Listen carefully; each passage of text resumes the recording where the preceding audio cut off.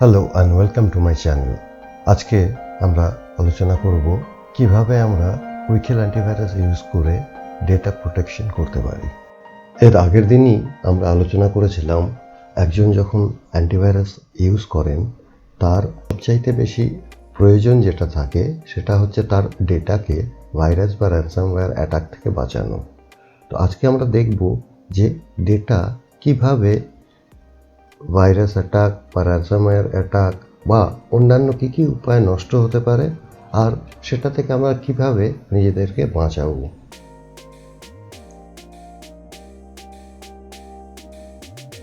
দেখুন, কম্পিউটার থেকে ডেটা লসের সবচাইতে বেশি সম্ভাবনা যেটা থাকে সেটা হচ্ছে আপনার অজান্তে আপনার ল্যাপটপে অথবা ডেস্কটপে পেন ড্রাইভ বা এক্সটার্নাল ড্রাইভ লাগিয়ে কেউ আপনার ভ্যালুয়েবল ডেটাটাকে চুরি করে নিল। তো এটার থেকে আমরা কিভাবে বাঁচতে পারি আসুন দেখে নিই। কুইকেল অ্যান্টিভাইরাসের আমরা যদি বেসিক ড্যাশবোর্ডটা ওপেন করি তার বাঁদিকে এখানে আপনারা দেখবেন একটা অপশান আছে প্রাইভেসি।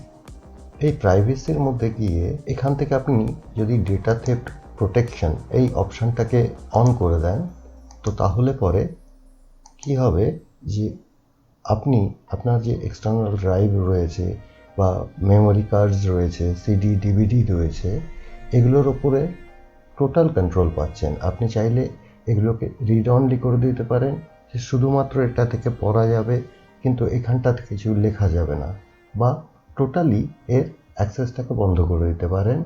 ইভেন আপনি মোবাইল ডিভাইসেসের অ্যাক্সেসও আপনি ব্লক করে দিতে পারেন। এই ফিচারটা টোটাল সিকিউরিটিতে আছে, এটা অন্যান্য ভার্সনগুলোতে কিন্তু নেই। এর পরবর্তীতে আসছি র্যানসামওয়্যার বা ভাইরাস অ্যাটাকের ক্ষেত্রে কি হয়ে থাকে। সাধারণত র্যানসামওয়্যার বা ভাইরাস অ্যাটাক এগুলোর থেকে আমাদের ডেটাগুলো নষ্ট হতে পারে, বা ইদানিং আমরা যেটার প্রচণ্ড রকম এফেক্ট দেখতে পাচ্ছি সেটা হচ্ছে র্যানসামওয়্যার অ্যাটাক। র্যানসামওয়্যার অ্যাটাকে কি হয়, আপনার ভ্যালুয়েবল ডেটাগুলোকে এনক্রিপ্ট করে দেওয়া হয় এবং তারপরে আপনার কাছে কিছু বিটকয়েন চাওয়া হয় সেগুলোকে আবার ডিক্রিপ্ট করে দেওয়ার জন্য। তো এই অ্যাটাকের থেকে আপনি কি প্রিভেন্টিভ মেজার নিতে পারেন আসুন দেখে নিন।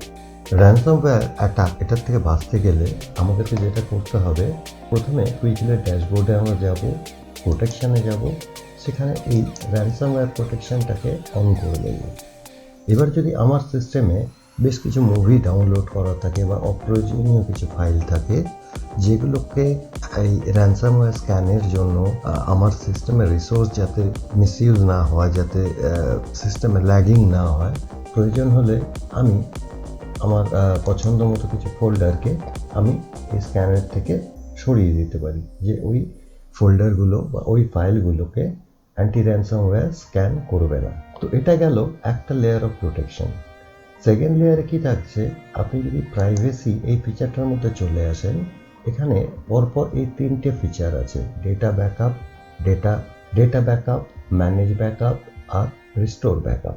ডেটা ব্যাকআপে আপনি যদি যান, এখান থেকে ডেটা ব্যাকআপটা আপনি যদি অন করেন, বাই ডিফল্ট এটা ট্যালিকে ইনক্লুডই করে নেয়, অর্থাৎ ট্যালির যে ডেটা ফাইলগুলো রয়েছে সেই ফাইলগুলোকে এই ব্যাকআপের মধ্যে কুইকেল অটোমেটিক্যালি ব্যাকআপ নিতেই থাকে।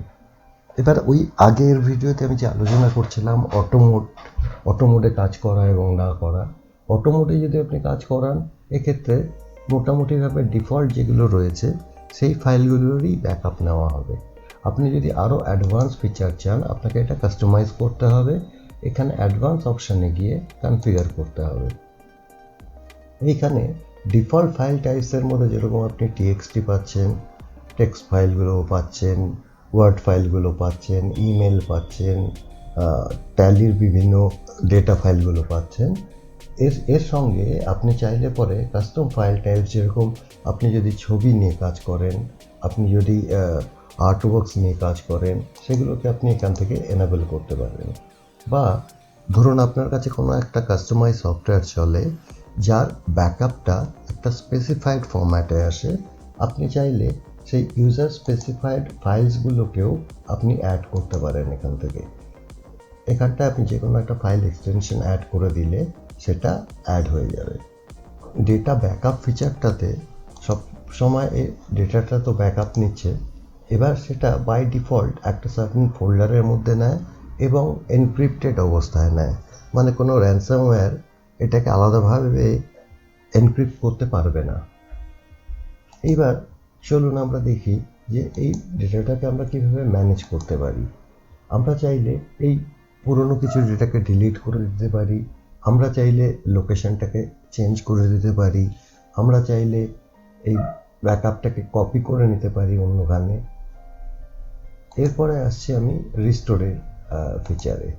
আপনি রিস্টোর ব্যাকআপে যাবেন, রিস্টোর ব্যাকআপে গিয়ে আপনার যে রেটের ব্যাকআপটা চাই আপনি সেই রেটের ব্যাকআপটাকে সিলেক্ট করবেন, বা আপনি যদি কোনো নেটওয়ার্ক লোকেশন সেভ করে থাকেন, অন্য ড্রাইভে সেভ করে থাকেন, সেখান থেকে আপনি সিলেক্ট করতে পারেন। সিলেক্ট করে আপনি কোন লোকেশনে এই ব্যাকআপটা রিস্টোর করতে চান সেটা আপনি স্পেসিফাই করে দেবেন। ধরুন আমি চাই যে আমার কম্পিউটারে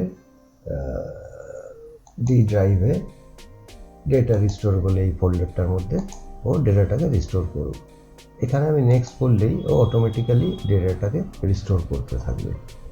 তো এইভাবে আমরা র্যানসামওয়্যারের অ্যাটাকের হাত থেকে নিজেদেরকে প্রিভেন্ট করতে পারি। ধন্যবাদ এতক্ষণ ধৈর্য নিয়ে আমার ভিডিওটি দেখার জন্য।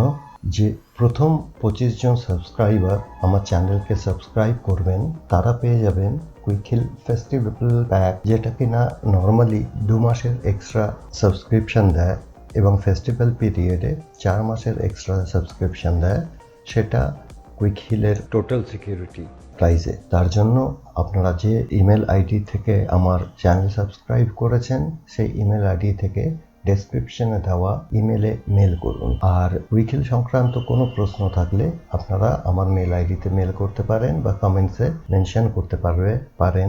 I will try my best to solve the issue. Thank you. ধন্যবাদ বন্ধুরা, আজকের মতো আবার দেখা হবে পরে নতুন কোনো ভিডিও, নতুন কোনো ফিচার নিয়ে।